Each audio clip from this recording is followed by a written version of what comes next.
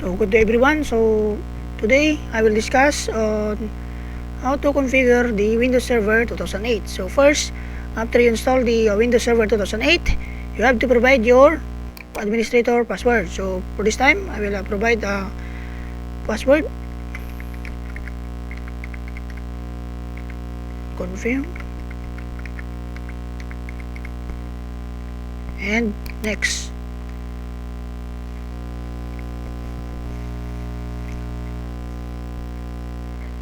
So your password has been changed. Click OK.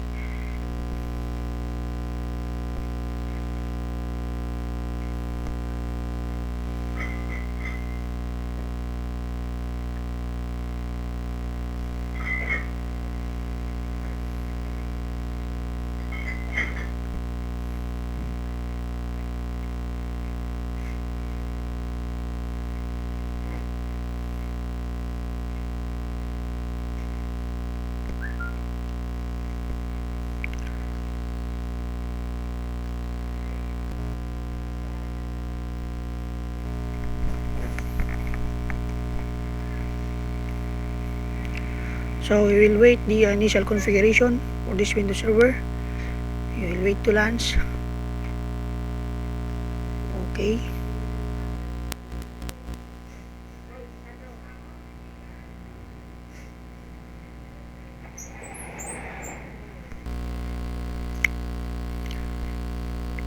So this is the initial configuration task.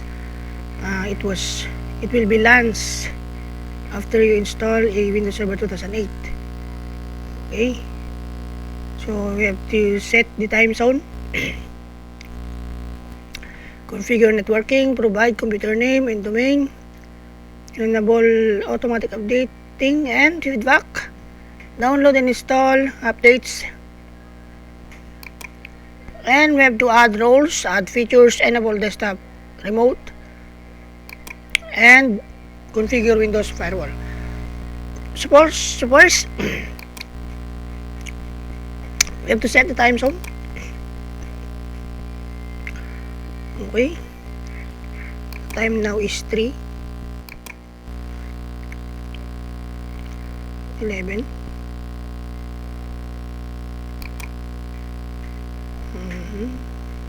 December 10, Friday. And the time zone is you have to choose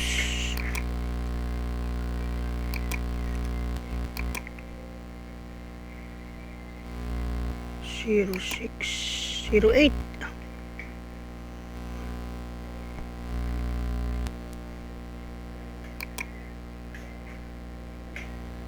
Okay, we have to choose 0 plus 00 plus 0800 type E. Sa IP is the malapit sa Pilipinas. So yan gagamitin natin. Okay. December 10, Friday. Okay. Okay. So next is we will configure the network. We will click local network properties. We have to choose version 4. We have to use static IP address. So ngayon gagamit ako ng class A 10.10.2. Okay, bakit hindi 1? Bakit 2? Kasi yung 1 is gagamitin natin siya as default gateway. Okay, so 10.10.10.1. So that is the IP address of your router kung mayroon kayong router. So subnet mask, we have to use default 255.0.0.0.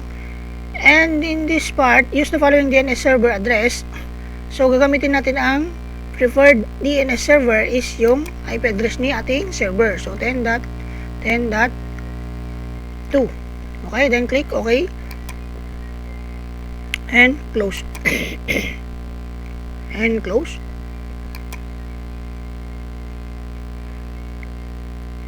And next is we have to provide computer name. It's your choice kung lalagyan nyo na siya ng computer name. Enable automatic update. Okay, sa choice nyo yan. So this time, ililive ko lang muna yan kasi hindi pa naman kailangan. And next is the add roles. So you can click on this part to add roles, or mamaya papakita ko sa inyo kung ano yung mas magandang mag-add roles tayo, ano yung mas magandang way. So we have the add roles, add features, and we have the enable remote desktop. Okay, for this time i-enable natin siya, allow connection from computers running any version. So ito yung gagamitin natin, any version, less secure nga lang. Okay, you have to click OK, and allow connection only from computers using remote. Okay, pwede ninyang gamitin, pero ito yung gagamitin natin, allow connection. You have to apply. Okay, and next is the configure Windows Firewall. So by this time i-off lang muna natin yung Windows Firewall para sa connection ng remote desktop connection sa ating gagawing remote desktop connection in chapter 7. Click on this and turn off. Okay, apply. Okay, na-discuss naman na sa inyo anong trabaho ng Windows Firewall. Okay, so tapos na. Na-enable na natin, off na natin yung yung roles natin, wala pang laman. So by this time lalagyan natin yan ng laman. Okay, so minimize lang natin to, and we have to click on this server manager.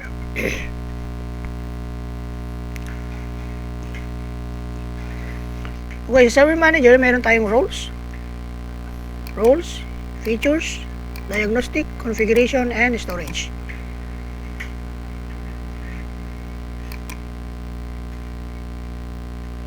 Okay, so this time i-click natin yung roles.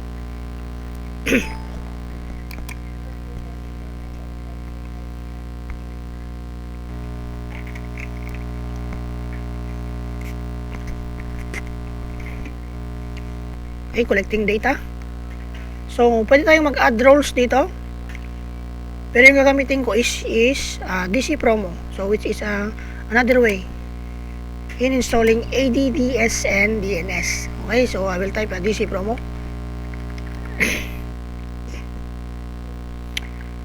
Click. Ito, we will minimize this one. Sabi niya, Active Directory Domain Services binaries are being installed. Please wait. So wait lang natin yan. Mag-install pa yung ating ADDS.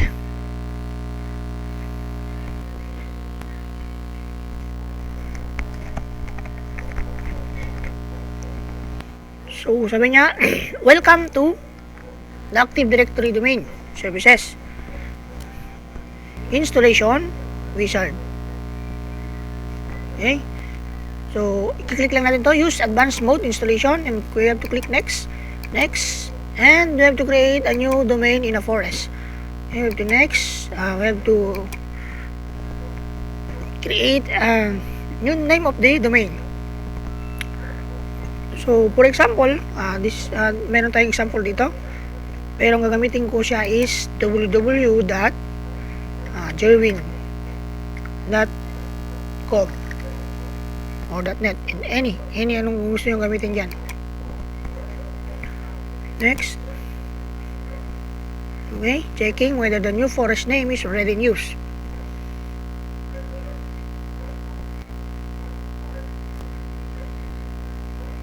So this time, domain net BIOS name. So gamit ako ng aking pangalan, or kahit anong gusto nyong gusto nyong gamitin.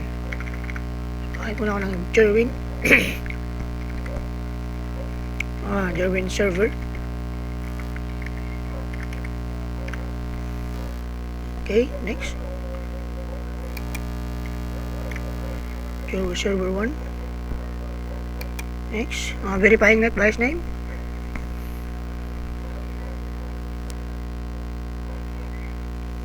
Okay, so this time forest functional level, so ang i-accept natin is 2003. So bakit 2003, bakit hindi 2008? Kasi yung 2003 sakop niya yung mga mababang unit ng ating PC. Sometimes kasi may mga gumagamit pa, in other company may mga gumagamit pa ng mababang mga operating system. So we have to choose Windows Server 2003. Yung mga features ni Windows 2003 is i-adapt natin to Windows Server 2008. And to click next. Next. Okay, we have to click next. Okay, sabi niya dito, do you want to continue without assigning static IP addresses? Okay, so yes. Kasi hindi pa connected yung mga ibang PC, so we will choose yes muna. Tsaka na tayo mag-assign ng static IP address sa mga connected na PC. Next. Okay, do you want to continue? Sabi niya, the delegation for this DNS servers cannot be created because the authoritative parent zone cannot be found or does not run Windows Server DNS. Okay, so do you want to continue? To click next. Next. We have to put password in our administrator.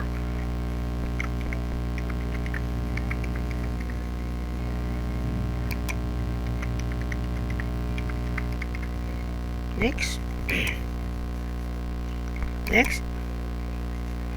And we have to check this reboot on completion. So after niya ma-install yung DNS natin, mag-reboot yung ating server. Okay, medyo matagal-tagal ito.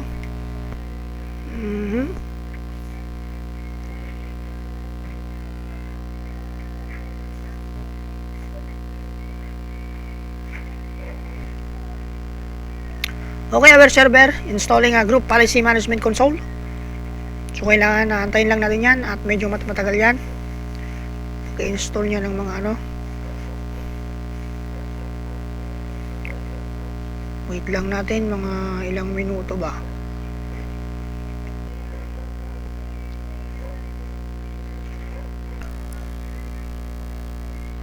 Creating directory partition, configuration, www.dc, jerwindc.com.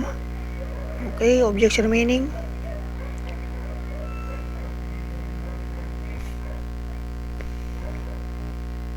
Okay, securing machine, software, Microsoft Windows. So, control, current control set, services. Okay, wait lang natin at medyo matagal-tagal pa.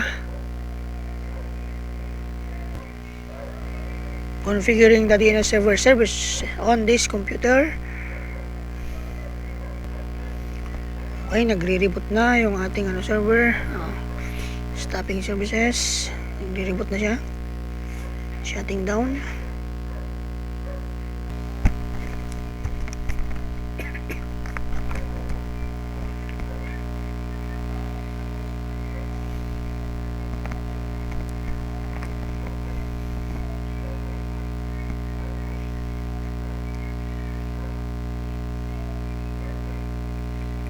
Applying computer settings.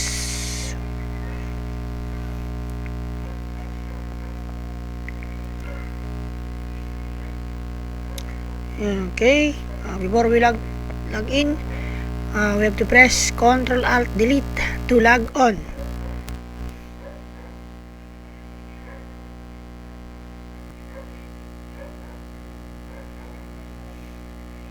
So this time, yung inad natin kanina, dito yung pangalan ko, Jerwin server 1/administrator. So nadagdag na siya sa administrator. Ito yung na-enter natin kanina na doon sa kinonfigure natin na ADDS. Okay.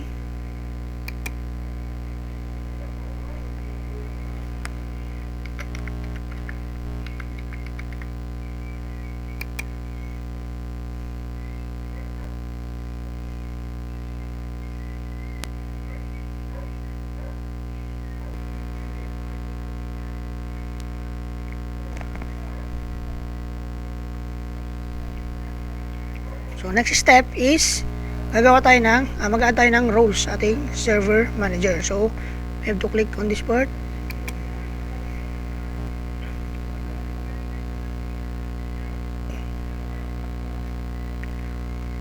Okay. I-minimize lang natin to. Pwede namang i-close. Next. Okay, click natin yung roles. Expand natin yan.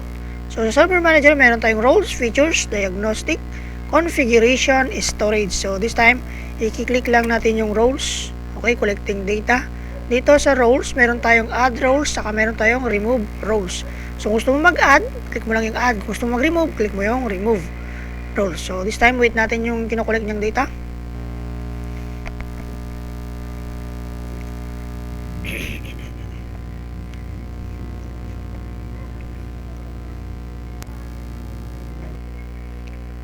So, meron tayong dalawang na install na dalawang roles. So, this time, expand lang natin tong si Active Directory Domain Services. And expand natin tong si Active Directory Users and Computers. Okay. Expand natin to. Yung ginawa natin kanina na domain name. Click natin to. Gawa tayo ng new organizational unit. Gawa tayo ng IT 411 new org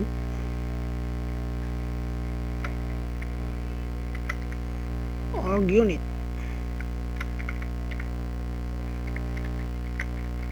So, kaya kung anong pipiliin yung pangalan ng inyong gagawing organizational unit, click OK.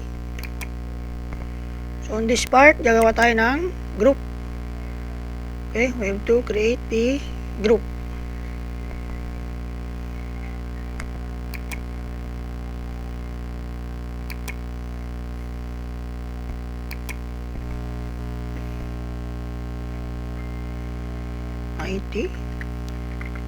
IT 411 group. And to choose domain local. Okay.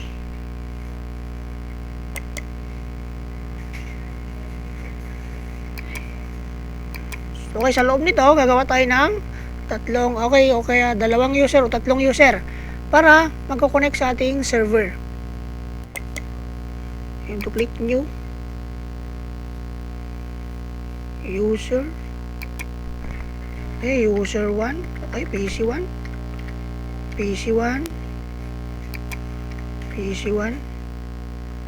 Next. Okay. Yan, check lang natin to. User must change password at next logon. Lagay natin ng password. Pipili tayo ng kahit anong password.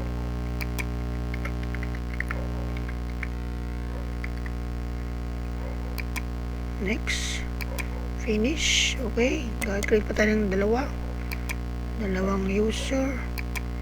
Okay, PC2.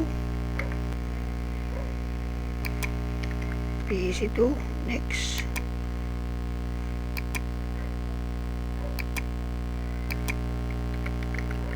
Admin 1, 2.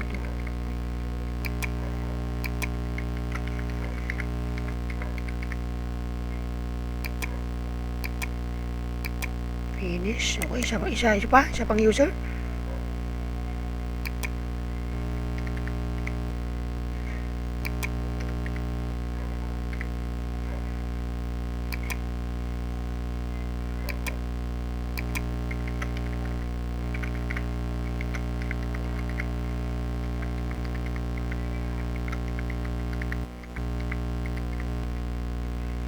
Next. Finish. Okay, yung group natin is pupunta tayo sa properties niya. Yung na-create nating group kanina, we have to right click and choose properties para itong tatlong ito ma-add siya sa group na ating ginawa. Okay, right click, properties, we have to click members, we have to add, and we have to click advance, and next is find now. So we have to find the 3 users. We have the PC1, control, PC2, PC3. Okay, then click OK. So, na-add na yung tatlo. And we have to click OK. Then apply. OK. Okay, so, itong IT group na ito, IT41 group is sakop na natin yung lahat na tatlong user. Sakop na niya. Yung tatlong user natin na-create. Okay, next. So, ang next natin is mag-add roles tayo.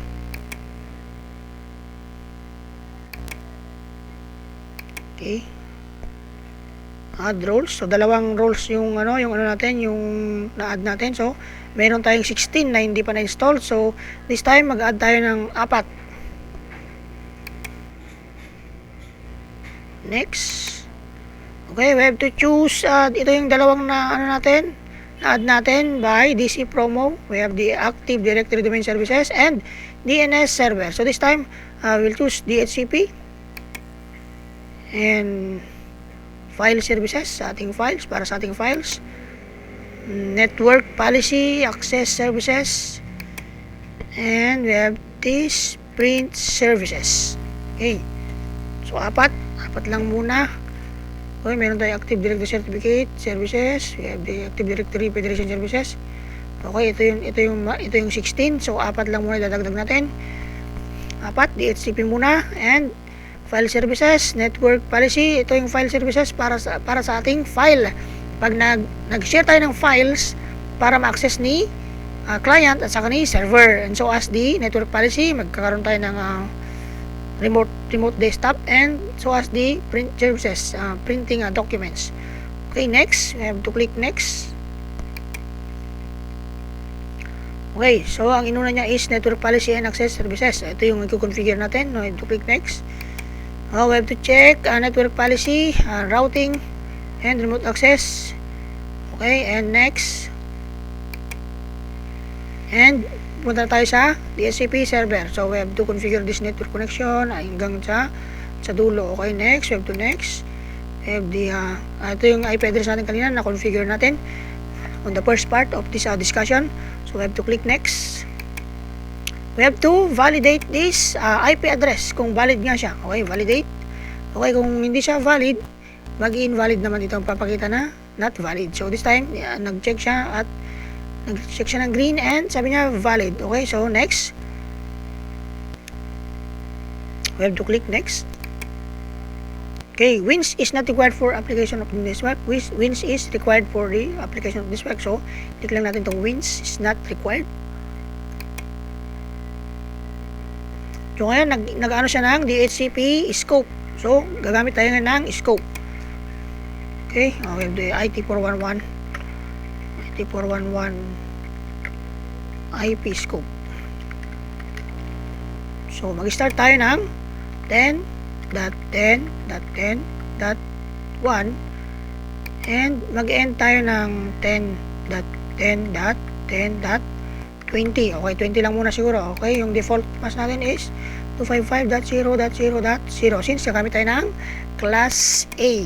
Okay, default gateway. So, hindi muna tayo maglalagay ng default gateway kasi wala pa tayong router. Okay, kung gusto nyo lagyan ng default gateway, 10.10.10.1. Okay, next. Okay, meron tayong nagawang IP range. So, from 10.10.10.1 to 10.10.10.20. So, from 1 to 20. Yan yung gagamitin nating scope. Okay, that is the range of IP address. So, ganito ka-secure si Windows Server unless sa ibang ibang PC na gumagamit lang sila ng OS at sineserve nila as server, so hindi yon secured. Kaya tayo gumagamit ngayon ng Windows Server for the security of your network. Okay, you have to click next. Okay, enable the DHCP version 6. Okay, i-disable lang muna natin yan kasi ang gagamitan natin is version 4. Okay, next. You have to click next. And we have to, okay, nandito tayo sa print services. Okay, we have to click next. We have the print server. Ayan lang muna yung gagamitin natin. So, you can choose LPD service or internet printing. Okay, we have to click next. And nandito tayo sa file services. Okay, file services. Okay, file server, distributed file server. Ayan, pwede natin i-click yan. 2003 file replication service. Okay, pwede natin i-choose yan lahat. So for this time, ito lang muna, file server. Okay, next. Okay, create a namespace now. Okay.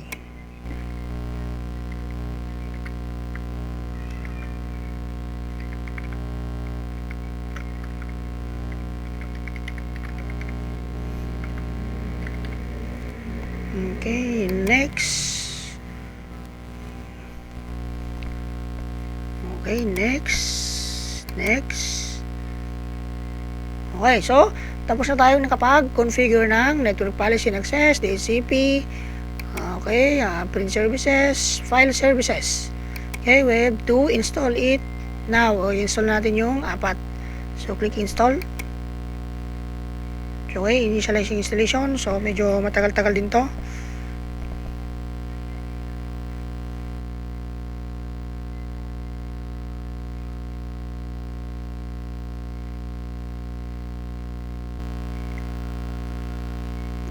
Okay, installation succeeded.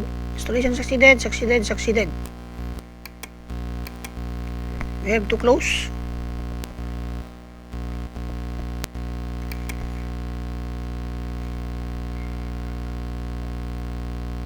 Okay, we have the 6 roles installed: Active Directory Domains, DHCP, DNS Server, File Services, Network Policy and Access Services, Print Services.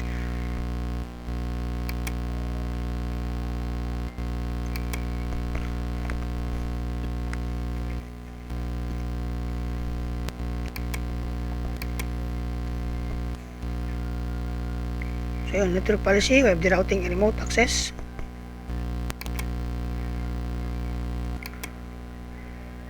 Okay, close.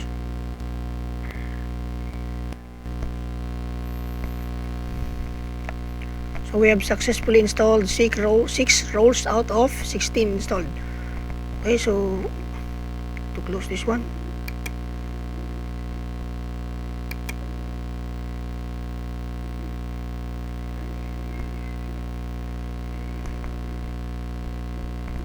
So this is the computer information. We have the domain name, www.jerwin.com. We have the IP address.